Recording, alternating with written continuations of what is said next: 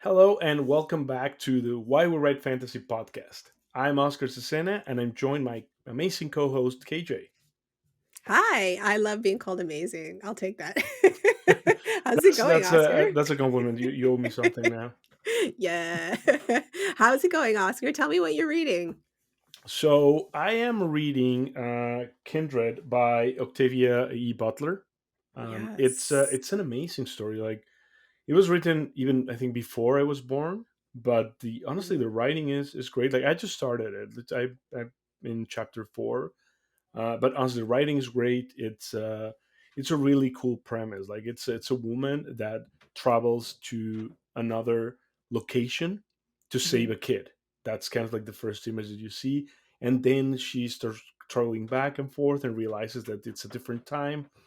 It's really cool. Like so What? far, it's really Okay. cool. Like, So I mean, I know like Octavia Butler is a great sci-fi writer, and unfortunately this is the first time that I'm reading something from her. So I mean, if it continues like this, I'm just gonna buy more stuff. But yeah. yeah, it's really good. Yeah, I've heard I've read a bit of Parable of the Sower Hmm, quite some time ago, but I haven't read the whole thing, but it's absolutely fascinating and I can definitely tell why she's a classic, she's an icon. totally. So, yeah, let us know how it goes, Oscar. I will go into deep dive at some point.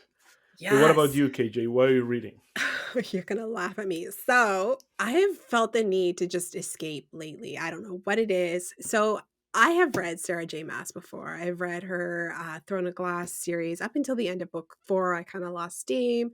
I started on her Crescent City series. I have thoughts about it, but I was like, you know what? I'm gonna go back to the original. I have never read A Court of Thorns and Roses, so I started reading this one, and I am about, I don't know, 80, 90 pages in, Hmm, and I am pleasantly surprised. I think that this was her very first novel published, and she wrote it she was just so young. She was such a baby when she wrote it, but I think it's actually so far, it seems like her best writing. It's very hmm. simple. It's like she doesn't overcomplicate things. She knows what she's writing here. And I feel like as she goes along in her careers, SJM, she just it feels like she overcomplicates things. So, so far, I'm really enjoying it. Feels predictable. Don't care. I need to know what's coming. Yeah.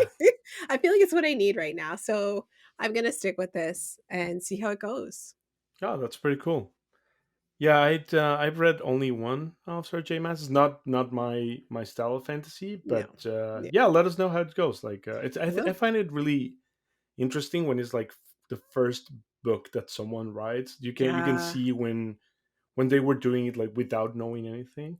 And for me, that Yeah. I'm writing for the first time, it's really cool to see those. Kind of like get inspired of those. So maybe I pick it Yes. up. I don't know.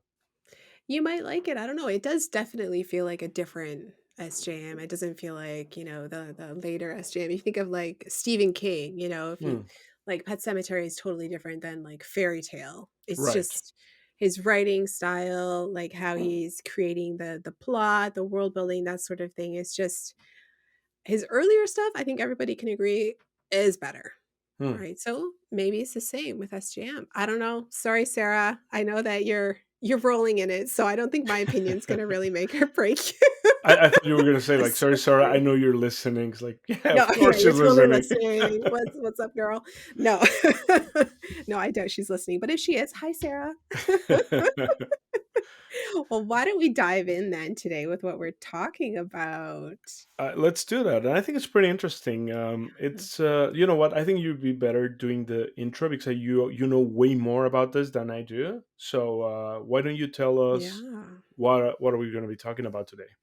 Yeah, so this is I got a wonderful opportunity to chat with one of my very dear friends and phenomenal writers, Alli Temple. Now her story is incredible. She has written um queer contemporary romance, male voice, and she a couple years ago dipped her toe into the fantasy space, but as like the Princess Bride retelling, right? So Hmm, that's kind of where her trilogy that she has right now called The Pirate and Her Princess, that's this is her trilogy right here. okay. So that's kind of was the inspiration for this series is what would happen if Princess Buttercup had agency, right? Hmm. Like, that's amazing. There would be no Princess Bride, first of all, and this is what she says.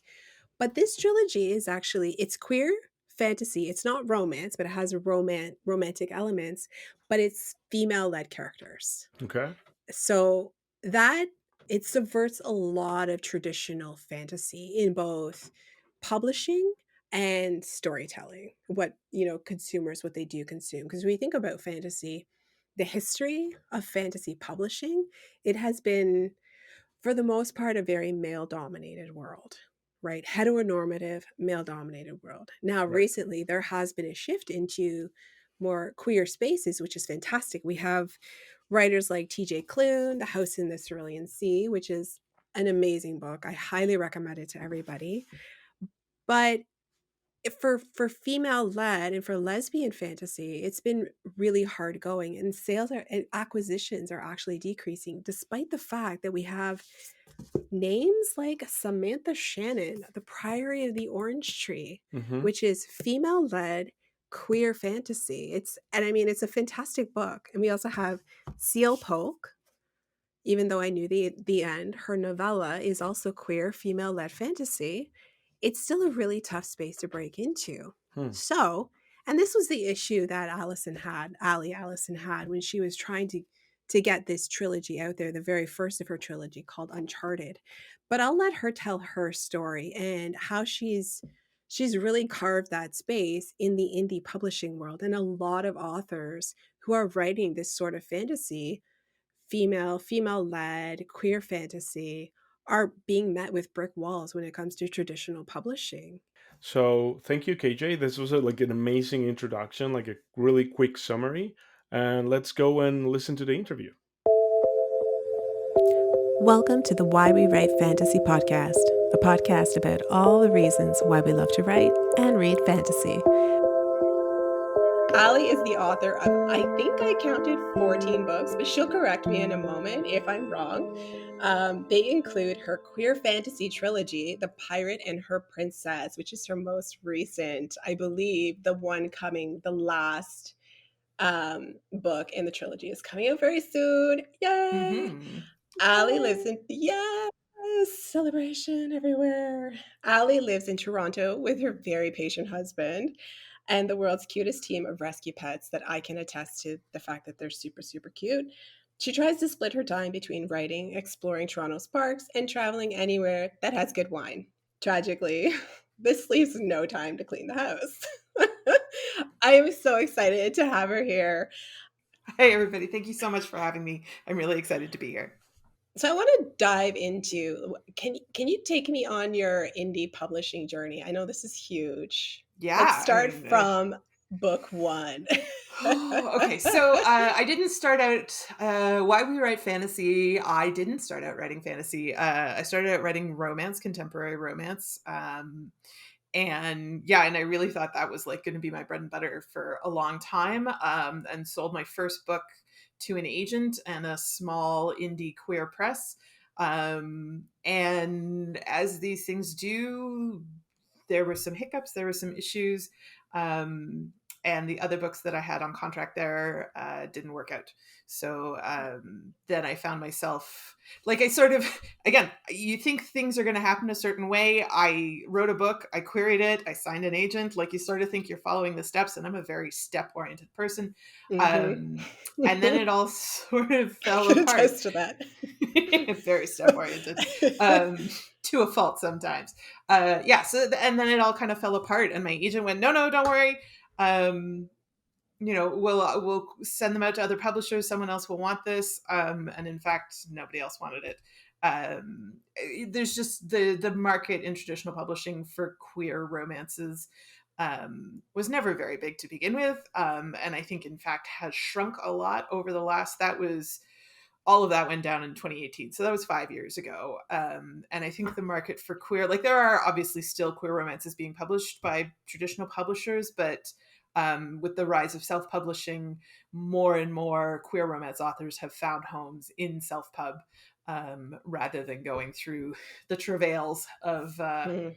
of finding a traditional publisher. The smallest, a lot of the indie presses have gone under. so there just isn't a Yeah. foothold in the market, and self-publishing has embraced queer romance. So I did that for a long time, and yeah, I'm looking at my bookshelf. 14 books sounds high, but it's probably 12. Um, and yeah, so I released a bunch Yeah. of queer contemporary romances. But also weirdly, in that same 2018 year, it was a big year for me. So while we were waiting, so while I was still with that agent, still hoping for a traditional publishing deal, um, I can remember it really clearly. It was a Saturday in July. I was making cherry jam. Naturally, as one does. Naturally, as one does. Cherry jam is also a very step-oriented process. So Yeah. you Yeah. pit the cherries, you put them in a pot, you add sugar. So you can see a trend here. Yeah, but I was also still on Twitter. A lot has changed. Yeah. And I tweeted something on Twitter about The Princess Bride. The Princess Bride is one of my favorite movies ever. Anyone who says it's not a good movie, come over, we'll sit down, we'll watch it again, I'll change your mind. Okay. And I tweeted about how The Princess Bride would have been a much shorter story if the story had been queer, if there had been lesbians. And I've That's always thought awesome. this, that like Wesley is this like dashing hero. Yeah. But in fact, what the hell was his plan? He didn't have a Yeah. plan, as far as I can tell. Like, No because steps. No no steps. steps, no steps. Wesley, also come over. Let's talk about this. Yeah, because he like Buttercup gets kidnapped, and he just happens upon the boat that she's on and climbs the cliffs and goes after them and rescues her. But like, he couldn't possibly have known Yeah. Yeah. that she was going to be kidnapped that day. So what was he going to do? So I kiddingly said that if they had been lesbians, it would have been a much shorter story, because Right. the pirate hero would have had a much Better plan. and a bunch of people went, actually, I'd really like to read that. And I sort of went, well, I kind of like to write it. And I was sort of in limbo, waiting for my contemporary romances to find that foothold again. So I started writing it, and kept writing it and sent it to my agent. And meanwhile, we realized that we weren't going to be able to sell those contemporary romances. So I published those, and we worked on what eventually became Uncharted for a couple of years. And then that agent and I parted ways. Yeah, and I shopped it around to a couple other people. A few of them wrote back to me and said they really liked it, but actually, it was one agent who replied to my query and said that she really liked it, but she didn't think she'd be able to sell it if I didn't go back and rewrite it as YA. She thought that the market would be more receptive to it if I wrote it as a young adult story. And I think that's there's probably some truth in that. I do believe like she knows the editors that she knows and who would be open to this kind of story. But I didn't I didn't want to do that. No. I didn't. I mean, the protagonists in Uncharted are fairly young. They're definitely in their early 20s, but it's a grown-up story. Yeah. And I didn't want to scale that back. And I also like that's not where my career is headed. Like the other plot Right. bunnies in my head don't involve teenagers. If I thought that Yeah. was something I wanted to pursue, then maybe it's something we could have talked about more, that agent and I. But yeah, all of my other plot bunnies are grown-ups with grown-up problems. So yeah, so it was at that Mhm. point that I decided to publish it myself. I already at that point had 5 or 6 independent romances out, so I sort of knew the nuts and bolts of what it takes to take a book from a Word draft manuscript to a finished product that you can sell online. Um, yeah, and it came out. Uncharted was my first. I have it here. Yay. Show us. Show Yeah. us. Yes. Look at that cover. Look at that. I And I can still. attest, such a good book. So good. I was one of the honored ones Thank to be able you. to be one of the first beta readers. Yeah, And that was yeah. so long ago. And I was thinking, That okay, was when the it came same. out, That was yeah, the same summer. It might have been the summer before, actually. It might have been while I was. 2019. I think so. Yeah. Yeah, it was Um, 2019. it was a Yeah, long time ago. yeah. Um, It's yeah, yeah, so yeah. good. So it, So good. yeah, so it came out in February 2021, and I mean, looking back in hindsight, like, yeah, of course it was going to do pretty well. Like you can't go wrong with lesbian pirates. But at the time, again, I thought I was going to be writing contemporary romances for a long time, Yeah. and this was just going to be this like sidestep into a sort of more fantastical kind of world. Um, but things happen. The pandemic. Yeah. Writing contemporary romances. I know a lot of people who have struggled to write contemporary romances since the pandemic. Like, and it's weird, nitty gritty questions like, like I did release one in the summer of 2020, and like they were at a restaurant, and it felt so weird to be writing a restaurant scene. Yeah. Who was going to restaurants then? Do people Yeah. have to wear masks? Like it asked all of these uncomfortable questions, and it's not fun. And romance is supposed to be escapism, and if you know, a fantasy all of its own kind of genre. Yeah, so A, Yeah. Uncharted was really well received, and B, I didn't want to be a COVID downer. So yeah, so I'm Yeah. focusing more on fantasy these days, because then I don't Yeah. have to worry about people wearing masks and going to restaurants and all that Yeah. stuff. Yeah. Yeah, Doesn't exist so in the fantasy world. I mean, so your fantasy world. yes, not this one. Yeah. There are others, Not I'm this sure. one. Yeah. And But the not this third one. installment, Unleashed, there's like a plague element in it that definitely has a lot of COVID parallels. Yeah, it does come back, but not in that uncomfortable, icky, like Yeah. downer kind of way. Yeah, July 2020 kind of downer way. We can't go Yeah, back there. yeah, No no, we're not COVID doing that again. pandemic stories then. Yes, yeah. Yeah, Yeah, I'm yeah, I'm curious like so contemporary romance is yeah, one thing and then we're moving into fantasy which yes. feels like is it a romantasy? Is it a fantasy? How did you get into fantasy? Going from like Puppuccino and, Oh, which cappuccino. is one of her her contemporary romance novels, and it's so Yeah. good. Thank you. I mean, I've always like I'm looking at my bookshelf, and like there are a lot of fantasy titles there. I Yeah. actually like romance was late for me compared to when you talk to a lot of romance readers, they'll talk about, you know, well, I used to like steal my mom's Harlequins, or my sister was reading them and she'd like sneak them to me so that my mom Yeah. didn't find out. And like I didn't read any of that. I was reading Yeah. I was reading fantasy. When Yeah. those people were learning about about dukes and billionaires, I was reading about princesses and that sort of thing. So it's Yeah. been fantasy for me for a long time. um but when I decided to start like actively trying to write something that I could be published, at that point I was reading romance, and so that was the thing I started writing. At the time it seemed Mhm. easier. I don't know if that's actually true or not, but they definitely Fantasy seemed required. easier. No, at the time, writing romance seemed Right. easier. Like a contemporary Right. setting. When I started writing Uncharted, I was very concerned about the world building, and not Right. being able to do the world building justice. Right. And I don't know. I mean, ultimately, you're still world building in contemporary settings. It's just a world that feels more familiar, but you still have Yeah. to go through the process of building the fictional town, the office, wherever it is. So yeah, so in the end, I don't know that writing fantasy is really that much more difficult, unless you want to spend years building a really detailed, complex magic system or something like that. But for Right. Uncharted is very much sort of low Yeah. fantasy. It sort of mirrors a historical Earth. There's no magic. So yeah, so I don't know that it's actually all that more difficult. But yeah, but I mean, I read. I was thinking about this the other day, like where did so I mean I read a lot of fairy tales as a kid, and then like I grew up when I started reading for myself in like chapter books, like it was the late 80s, early 90s. I read a lot of like Babysitter's Club and Nancy Drew and the Saddle Club and all, Right. but like but YA fantasy didn't exist the way it does No. now. No. It's different when So we I were growing up.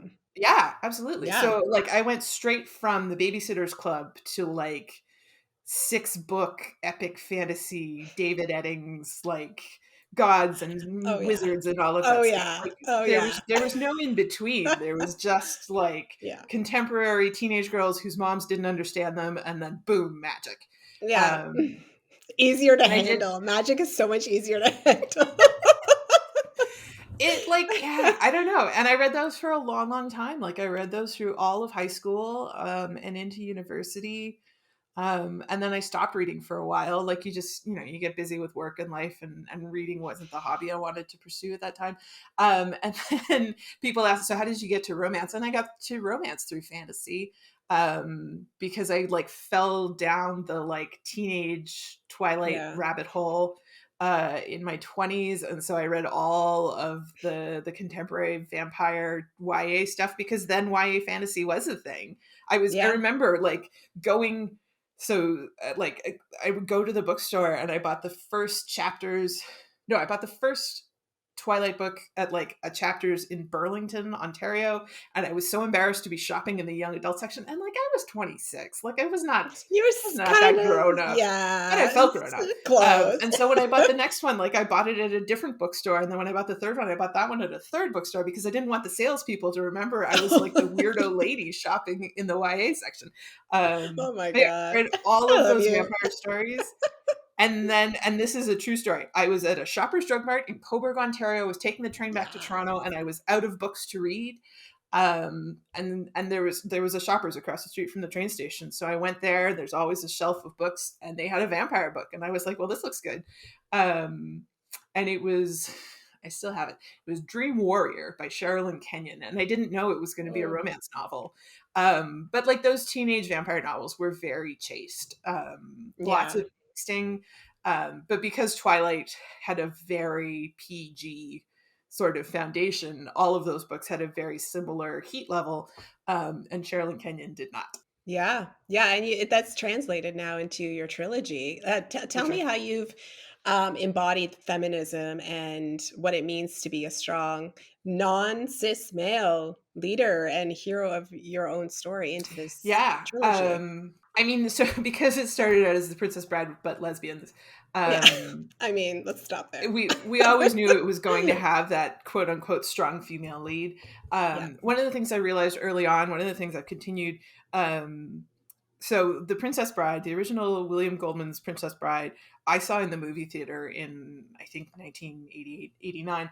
right. And at the time, like I was 7 or 8, and it had the word princess in the title, so clearly princess must be the hero. But when you go back, or when you try and write a queer version of it, in fact, Buttercup has no agency whatsoever. Like None. Yeah, she's there to be beautiful and something to be attained. Again, I still love this movie and this story, but she is not the protagonist no. of the Princess Bride. And I realized very early on when I started writing Uncharted, that it was going to have to be a very different story if I wanted Georgina, to be the heroine of that book, because Right, she needed to be able to make choices and take control of the world around her, rather than just being a set piece in a dress being moved around. So right. that certainly Yeah, had a really big impact. And then later in the series, Captain Cinder is the protagonist of the second book in the series, Unbroken, but obviously features a lot in the first. Like, so the whole, she's also very, she is sort of the quintessential, I think more than George in some ways. If you think strong female lead, like I think yeah, Captain Cinder is that character. Um, but is still flawed and still has a lot of baggage. Um, and not to say that it's perfect or that it reflects every feminist experience, or that there isn't more work that could be done, but yeah. it was something that I tried really intentionally to start from that place of Buttercup not being her own heroine, to create a character who could be, and create a world where women aren't just set pieces. Yeah. Yeah, and I see there too where there was, where you gave the pushback on making this YA. I mean, I've read it as well, so Hmm. I don't think it would have worked as YA. I think it wouldn't have been as deep, as nuanced, the layers that you have, and you have messy characters. One thing I love Yes. so much about Captain Cinder is how messy she is. She is just Yes. she is Yeah, no, dirty, she's she she is is a makes mess. bad choices, like, unsh Regularly, in fact. unbathed most days. Yes. Yes. Yeah. So No, that's she yeah, is. And that's, I yeah, mean, that's not just me. We can talk about this more, but like traditional publishing has a tendency to say, particularly in in speculative fiction and science fiction and fantasy, if it's written by a woman and it's led by women, it must be YA. And so, right. so people like Sarah J. Mass, who has a huge following and wildly successful, but It's does not have some right. pretty It's explicit not sexual right. content in their books. Like, that's not, you don't want your 13-year-old reading that. No. There, and I'm picking her because she's already Yeah, had a lot of attention put on her, and these conversations have been had. And it's not really about her specifically; it's about the industry that right, says these things can only be sold as YA, that there isn't a big enough market of fantasy and science fiction reading women to put them right. in adult fantasy and science fiction.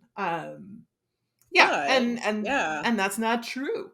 On a Sunday Mhm. afternoon in January, I woke up from a nap and was literally still in bed scrolling through TikTok and saw a video where a woman said, "Is this book really YA or was it just written by a woman?" And I thought, "Aha! I Yeah. have a story about that." And I said that this is one of the reasons that indie publishers or indie authors exist, is because Yeah. we have the flexibility to say, no, I don't want to do that. I'm going to publish it myself. Um, and then at last count, 460,000 people proceeded to lose their minds. And I know there are TikToks out Literally. there Yeah. that have more views and more interaction. But like the number of times I've been on TikTok for a couple years, I make videos, the number of times I have said lesbian pirate fantasy, and like 200 people maybe saw that video, for it to go from 200 to 450,000 over the course of 72 Yeah. hours was pretty wild. And so I think it just goes to prove that the appetite is there Yep. for adult queer fantasy, for adult women's fantasy. Mhm. It exists. It absolutely exists. And if you look at my KDP dashboard right now, the proof is in the pudding. Which Um, is no oh, no KDP. acronym So right now. Yeah. yeah, sorry. So KDP is Kindle Digital Kindle. Publishing. Yeah. I think it's It's Kindle the Digital Amazon. Publishing. I just like, me and all of my author friends, we just call it Say KDP. KDP. But it's Amazon's Yeah. digital publishing platform for self-published authors. So it's the back end. When you read a book on KU on Kindle Unlimited, it got uploaded through KDP. And that's where all my books are. So yeah. I mean, it's been really gratifying and a lot of fun to see people react so positively to this, especially a book Yeah. that's 2 years old. Yeah, yeah, Yeah. Oh my that's goodness. You've had so many wins lately too. I feel like I mean, this is the thing I'm always so inspired about you, is that you not only, like, I mean, you're an amazing writer. You can also, to be an amazing writer and then to be an amazing storyteller are two different things, yes, right? So yes, you can craft a story, a world, and it's just every time it's like it's kind of perfect, and I'm very jealous. I mean, I'm like, "Hey, good for you, it's great," and then I die inside a little because yeah, I'm a good friend like that. yes. Well, but this is But this is normal. This is how authors this is operate. oh Is we yes, go, "That's by the way amazing," and by then the we way, like yeah, we mutter die. to ourselves when Yeah, your back is turned. Yeah, yes, it doesn't mean even we though love we're you. still happy, yes. Exactly, it doesn't mean we love you less. We just have to feel our feelings before we get on with Yeah. our day. And Yeah, we um, have feelings, yes, but you're but also a business person. Like, this is the yes, thing with indie publishing, that I think a lot of authors, writers, they're just so intimidated by, and why a lot of them think that they can only really go the traditional route, which is not true. I mean, you can go both routes. no, You can be a hybrid, 100%. but yeah, And I there's mean, the truth is, I hate to say it, but like, unless you get that big, like the kind of thing that gets reported in Publishers Weekly, like unless you get that big deal with the giant advance, like you're still going to have to do a lot of the hustle, even with yep, a traditional publisher. yep, They'll send out some press releases, they'll get some reviews, but after that sort of like new book buzz dies off, unless you're still out there talking about the book, promoting the book, like it's gonna, I don't want to say wither because that makes it sound awful, but it loses that it kind of, visibility really yeah, quickly. yeah, um and I was fortunate in that I came to writing my day job before I became an author, and certainly I'm not advocating that anybody quit their day job. yeah, Someone don't do else that. asked me about that. Yeah, don't do that. Don't do it. Almost every author I know either still has a full-time job, or if they are a full-time author, they have a partner with a full-time job and a good Yeah, job. yeah. So don't quit your day job. I did quit my day job. That's a separate story. I still have other income streams from freelancing and stuff like that. I'm totally lost my train of thought now too. Oh yeah, my day job. That's right, my day job. You I worked in blacked it corporate. out. Gone. I worked in corporate marketing for years before I ever published a book. So things like you need social media accounts, you need a newsletter. Like I was already doing that to tell Yeah, people about the business stuff I was involved in. So it felt less daunting to me than it yeah, does to lots of people. And I often, when I'm talking to authors, like I have to check myself and not just go, oh, come on, it's not that hard. Like just do it, because like it is when you're starting out. I didn't send that newsletter on my first yeah. book. Um, Like it is daunting. Mhm. But just like writing is a skill, the Uncharted books, the quality of the writing, the tightness of the writing is far better than my first book. Not to say So my first good. book was bad, because it wasn't. It got published, people read it, they had enjoyed it. But like the skill of writing, my skill of writing has improved over time, and marketing is a skill that you can improve over time as well. Yeah. Yeah. And that is the joy of getting into publishing for the long haul. Is you get to see these things mature and grow over time. Yeah. You hear a lot about like social media, book marketing. You have to be on social media. I don't think that's true. And I certainly don't think you have to be on all social media. Just do Yes. the ones you like, the ones that will not incinerate your mental health. Yeah. Because you have no control over those algorithms and who sees what on any given day. I got locked out of my Facebook Right. account last week. I had a new That was romance novella out. hilarious. Yeah, for you. Sorry. You have no control over those things. So do the ones that you enjoy. I enjoy TikTok. Um, Right. So basically just be yourself, do what you can do. I think yes. that's one of the best pieces of advice that I received, like I'm trying to get out there on social media as an author because I Yeah. have a book coming out next year and now I'm already Yes. thinking like, "Oh my god, no one knows of me." Like and I'm also a Yep. turtle. So that doesn't help. Um, the best piece of advice that I ever read, ever heard was that just be yourself. Just do Yeah. what you do. If you love cat pictures, put up a cat picture. Like people love these things because they also People want to love cats. see people. I mean, like follow hashtag cats on Instagram, and that is my entire feed. It's amazing. For sure. But people want to see who you are. So just be Yep. you. Yep. That's the thing. And Yeah. and if you look back after the fact and go, God, I really should have sent that newsletter. Well, like, A, you can still send it today, and B, when you write the next book, you can send it then. So Yes. there's always Yes. another kick at the can. I never want people to Yeah. think like you publish one book and it doesn't sell the way you hoped, so clearly you're a failure. Like that's not how the Yeah. game works. Mm-mm. Keep going. Keep Yep. going. Yep. Yes. Well, Yep. thank you so much, Allison. I'm so glad we did this. I mean, you're like my BFF, and I'm also envious and in admiration, and I'm kind of a fan person. Like, it's a Aw, thank really you. awkward friendship we have. I it's one of those moments where you can be like, I know her. I Um, know. but it's I okay will because I be at the premiere. it's okay. I know you too. And when your book comes out Yeah. next year, it's gonna be awesome. So Oh, thank yeah, you. it goes both ways. Thank you. Well, thanks for listening. I hope you enjoyed the interview. I think it was amazing. KG has a really great interview skills. And don't forget to subscribe on to your YouTube channel or our podcast. If you prefer to listen to the audio version, go and find our podcast to whatever you listen to them. Yes, and check us out on Instagram. We love Instagram. The handle Why We Write Fantasy. Follow the hashtag or use the hashtag WWWF, and we want to hear from you. Thanks for listening.